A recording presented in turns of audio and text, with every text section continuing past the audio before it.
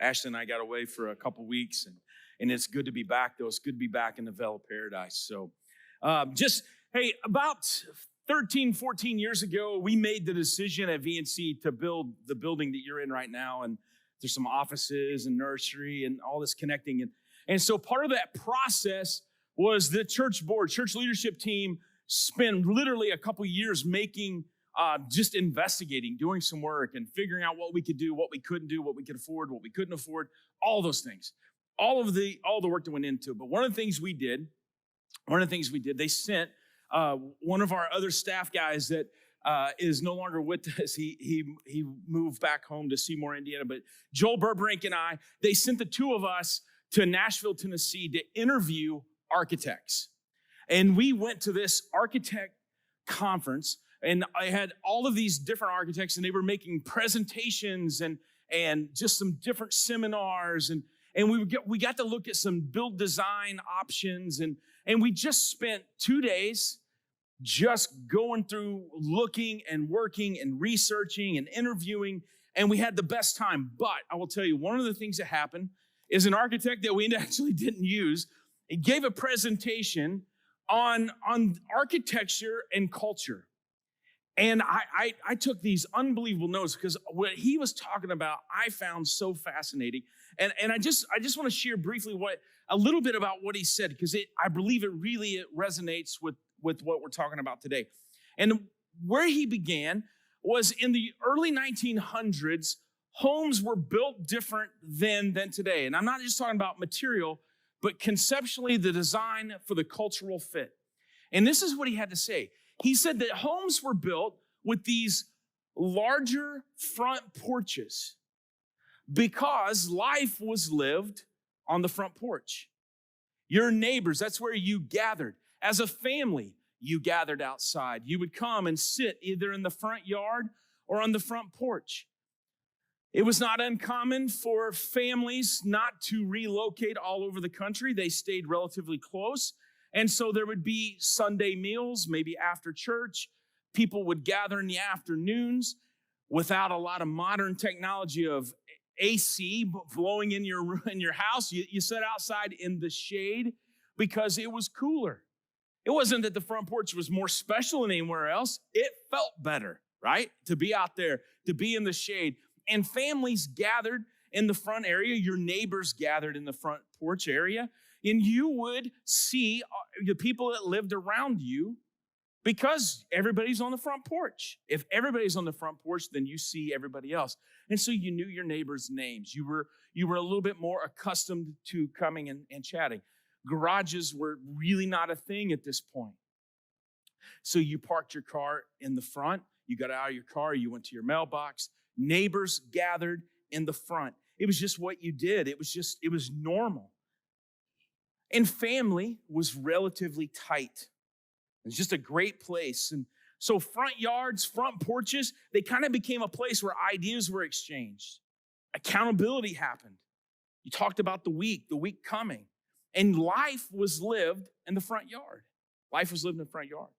Now, modern conveniences move in, and after post-World War II, some things begin to change and take shape. Life is slowly changing. Businesses are relocating. The family mom and pop business or the family farms are shrinking. And so the need for larger families dwindling. So we start seeing smaller families. Parents would uproot and move. Children would go off to college and then take a job and relocate. Things begin to really change. And so the big front porch that everybody was used to gathering in the front yard where everybody lived their life and ideas were exchanged, accountability happened, all that really took place in the front yard begins to shift. Front porches become more of stoops and smaller. We get garages that used to be maybe a barn in the back is now attached to the house. And we've got these modern technologies of a garage door opener. Now the door opens as I pull in. I can pull my car in, shut it off, and shut the door, and I never have to look at you. And you never have to look at me. And the front porch begins to kind of dwindle. We no longer gather in the front porch. Now we move to our oases in the back. And we put up 6-foot privacy fences. slats side to side tight, and we have our own little world. And now, all of a sudden, things are different. Now we are more isolated, more secluded. Our world changed. Our world changed. In fact, there are backyards all over Valparaiso that you'd go, holy cow, it's a park back there. It's unreal. But if we went downtown, we would see small backyards and large front porches. Things have changed. Now, this isn't a knock or cry. This is not me saying we got to go back 100 years. We got to change our thing, because right now we have unbelievable opportunities, abilities to connect with vast numbers of people in ways we've never had to do before. Never had the ability to do before. Time zones don't really mean anything. Translation no longer means anything. We can take a mobile device or an iPad, a tablet of some kind, and we can translate language. We can have it audibly read to us. We can do things and connect in ways we never had the ability to do before. That 100 years ago, our great-great-grandparents would have said, no way. No way. So it's not a cry to go back, but to really begin to think about it. See, a term that we've used here at VNC for the last number of years, and if you're relatively new to VNC, you may be thinking, why do they always say this? We talk about being a tribe.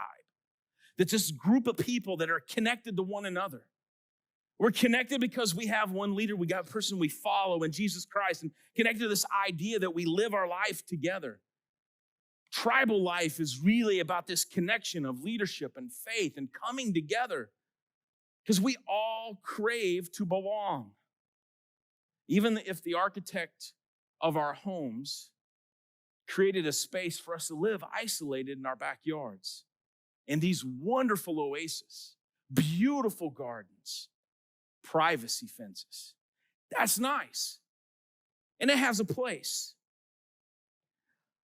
But what we've found out in our online campus, and for those of you joining us today online, we are so glad you're with us, is geography has now been eliminated.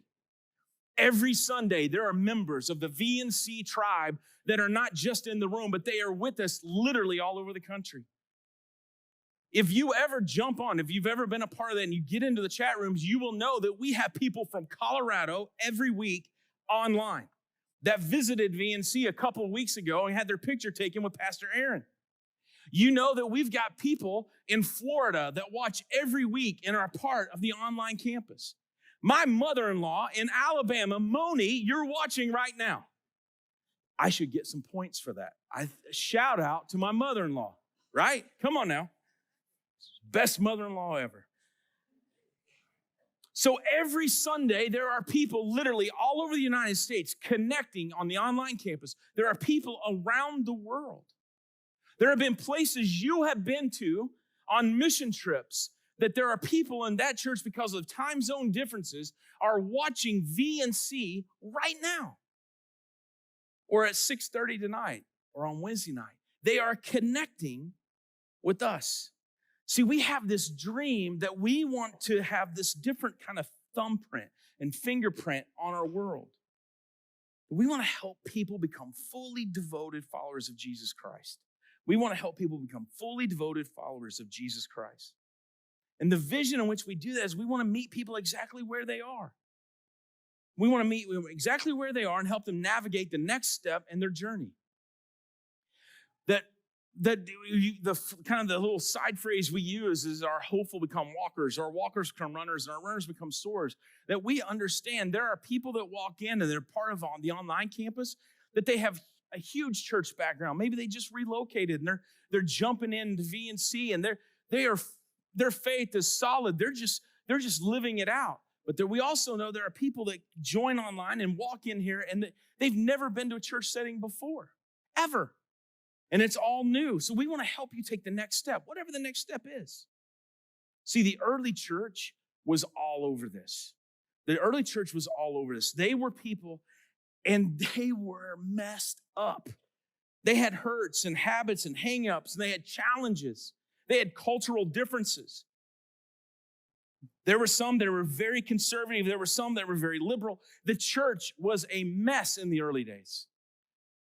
I mean, when Paul wrote the 13 letters that he is accredited writing, he was usually writing to the issues in the church of helping people learn how to live and act and treat each other because they had some crazy thoughts going on. I mean, I'm so glad.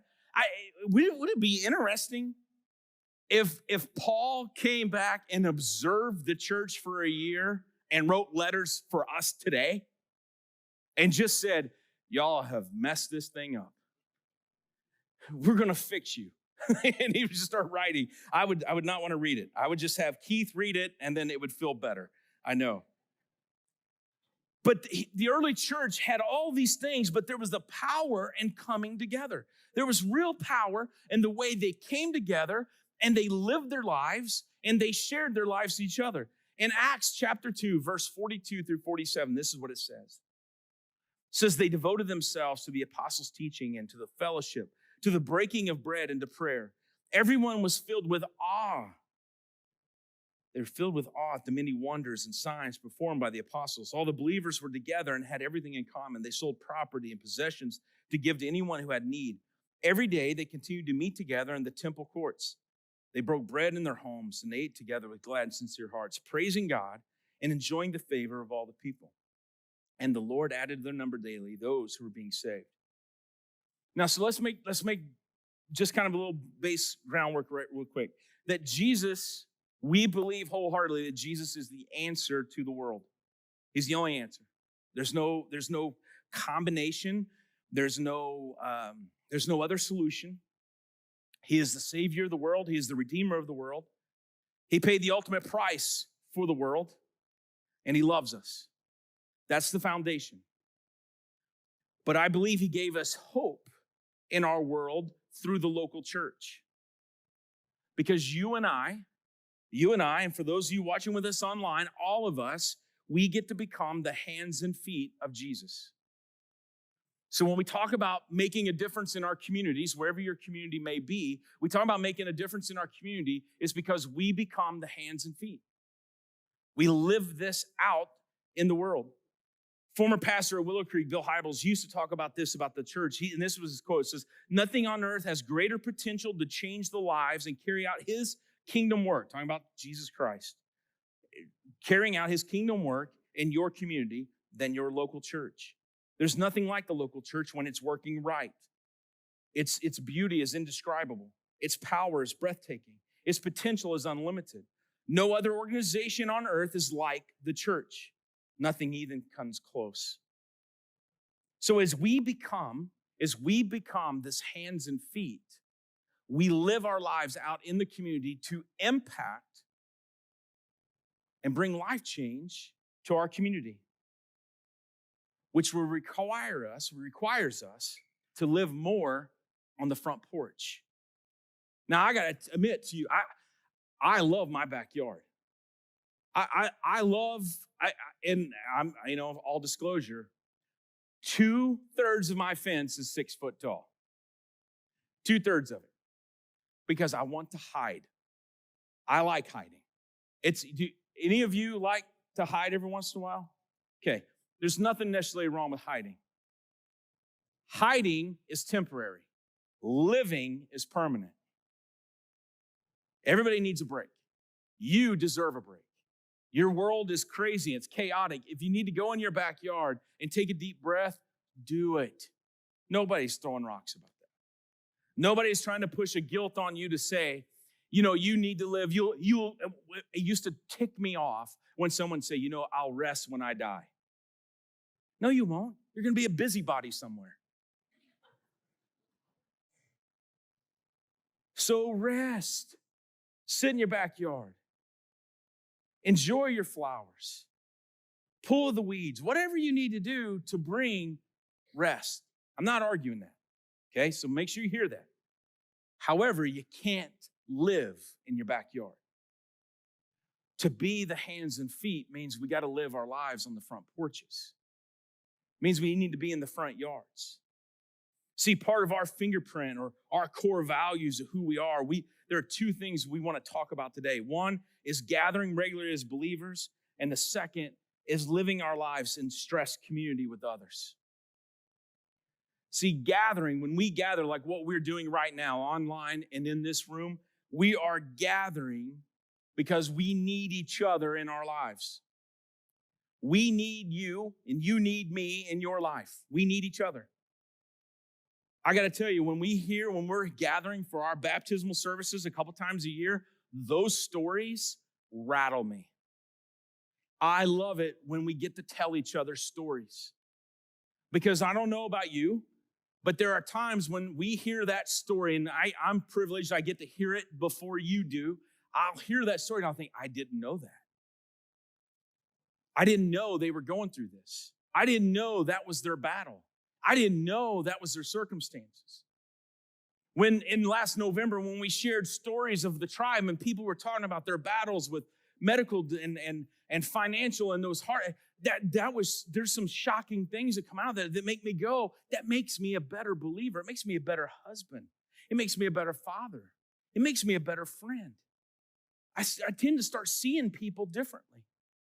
You know, I started just kind of rolling through and thinking about things. You know, a couple years ago, we got a call from the local hospital, and Dana Dutz was on staff, and she called me and she said, hey, I don't know what to do. We got this family here. I don't remember the details of the tragedy, but she said, this family is here. They're from Guatemala, and they're dealing with some stuff, and they need help. We need help. Can someone help them? And I called my friend Gabriel. He's sitting right over here. He didn't know I was going to do this, but hi, Gabriel. Gabriel Luton from Guatemala. I called Gabriel, and I said, Gabriel, and I laid out this story, and I probably oversold it because I wanted him to say yes. And he just went, sure. I said, Gabriel, but you'll have to take them to eat, and you'll have to take care of them, and I'll give you money and all this. No, don't worry. I got it. Gabriel, I need you to put up a fight. He didn't. He was like, sure. And he just went and did it. When we hear stories about people that they're living out their lives, there's some real beauty when we are together, when we do this thing together. One of the saddest days in our life. About 6 years ago, we lost Seth. He Saturday night to Sunday, he passed away. And in on Sunday morning walks his family. We'd been at the hospital till 3, 4, or 5 in the morning, and they walk in for service. And I said, Sue, what are you doing? And she goes, where else would I be? See, there's power when we gather. It's not always the music. It's not always the words of whoever's speaking. It's not always those things. There is absolute power when we gather. It's not anything we do. It's just what happens when we're together. We need each other. So when I'm not present and you're not present, we cheat each other. You rob me. I rob you. And that's why it's so important. So those backyard 6-foot fences, they're great to rest in. They're great to take a break in, but they can't be lived there. The second one is community. And like in that passage in Acts 2, it talks about us creating these environments where we live out our life together. They build these relational and transforming communities. We want to be in this where it's in smaller groups. It's hard to live that out when there's 5, 6, 7, 800 of us in the room. It's hard for us to live that out in Colorado and Alabama and Florida and other countries. It's hard for us to live that out independently, so we have to come together in smaller segments. That we create a place where we begin to love on each other, know each other, live our life out loud with each other. I mean, don't get me wrong.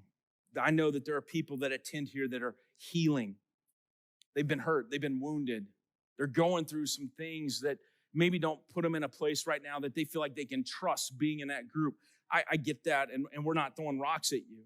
We're thankful you're here. We're thankful you're with us online, maybe even investigating if you want to enter the room. I get that. But we just believe there is more to what God has to offer in your life than just attending on Sunday morning. We think there's more there. So we want to send this consistent message of what we believe passionately about, that true life change happens in smaller settings. We call them life groups. We believe that's where life change happens. See, when we live out our life, We live out our faith in community. We believe, though, what happens in Hebrews chapter 10, verse 24 says, and let us consider how we may spur one another on toward love and good deeds, not giving up meeting together as some are in the habit of doing, but encouraging one another, and all the more as you see the day approaching. So this, as the writer in Hebrews is talking about, not giving up meeting together. So church, really, the whole purpose of when we say we're at church, going to church, doing church, being a part of church, it's about honoring God. It's about honoring God with our words, our actions, our instruments, our songs. It's about our lives that are going to honor God. Sometimes we confuse the point of why we go to church. And we confuse it to be, it's about me. It's easy to do because most things in our lives are about me. Most things in your life are about you. However, it's not that way at church. It's about honoring God. It's not about what I always want. It's not about the style I always want or the volume I always want or the series I always want. That doesn't give us the credit to say, you know what? They're going to talk about something I don't want to talk about this time or this month or this year or the song. I don't like that. So I will just take a break and go to my backyard for a while. And then when they talk about things I like or agree with, then I'll jump back in. That's not the way it works. Our lives are about honoring God. So when we're here, it's about honoring God through words, actions, instruments, songs. It's about us doing these things. See, when it's only about me, it kind of feeds a different mentality. Because if it was just about me, and my preference, then when you are in your backyard, you can pull up whatever music you want, the style you like, the gender singing that you want, at the volume you want, and all of those things. And you can find the best preachers, speakers in the world. And we can put them right on our phones or our tablets, and we can listen to them all day long in the way we want it and how we want it. But it misses something. It misses something. Now, there may be growth that takes place there, and that's good, but it misses the main component of honoring God in our lives in community. That's the beauty. That's the beauty. But see, when we live our lives in community, when you and I live our lives in community, we encourage each other. We encourage each other. We validate each other. We live in harmony with each other, and we bring accountability to each other. There have been things that I have said and done that when I go in the office on Monday, I have to have a meeting with Eric or Keith or Julie or Chris or somebody else, and they say, that was really a dumb statement. You shouldn't have said it that way. Now, I have two choices. One, I can get mad and bow up and say, well, who are you? Oh, yeah, well, 6 months ago, you said something stupid. Right? I could bow up. I could puff my chest out. I could pout. I could stomp off. I could go get in my car and drive around and think about other church staffs that would be better than this one. I could think about all the better things somewhere else has. But there's some real beauty in the fact that when we start believing in each other, validating each other, encouraging each other, that if all those things are happening and it's a safe place of love, then when they say something to you, you say, okay. Maybe you don't even agree with it. Maybe you don't even agree with it. You just think, they're just being sensitive.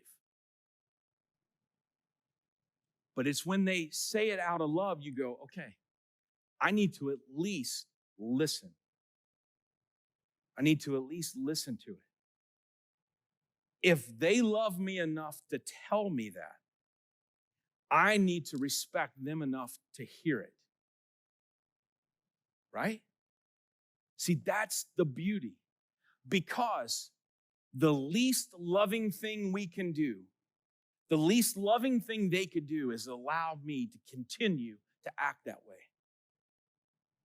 That is the least loving thing they could do for me, is to allow me to continue to act that way.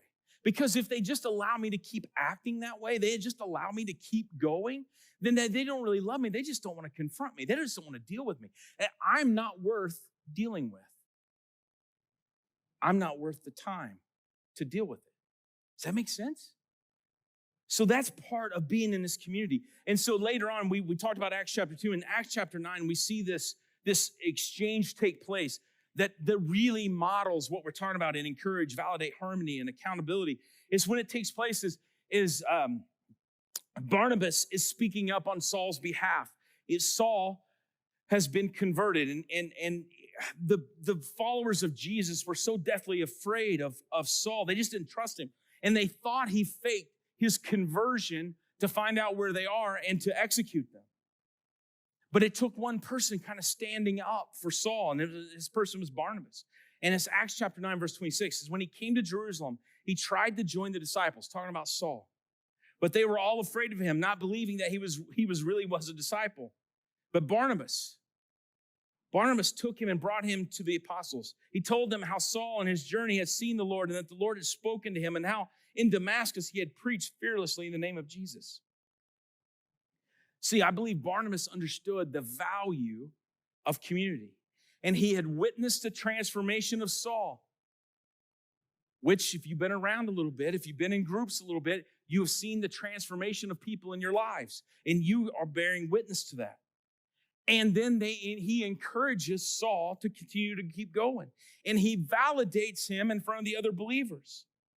And by validating him, because he bore witness to him, he was able to bring harmony to the community. So when we gather together, either in big setting or small settings, we bring harmony to the community. We bring accountability. We encourage each other. We witness transformation. And that's what we want, right? That's what we want. So what we want to encourage you to do is we've been challenging you to be praying at 5:16, either a.m. or p.m., to continue to pray. Tonight at the block party at 5:16, we're going to pray. At 5:16, because we're praying, but we love having our neighbors gather. We love having our friends gather. It's not going to be long. It's just going to be a short prayer to say, God, thank you. Thank you for this community. Thank you for gathering us together. That we want to find this group. A group of people that we can come together with. We don't need crowds. We don't need crowds. Crowds are fine. They're fickle. We need this tribe that comes in and says, I am seeking and modeling community. Transformational. I'm going to be an encourager. I'm going to validate people. I want to bring harmony. And we're going to hold each other accountable to live the life that God's called us to live.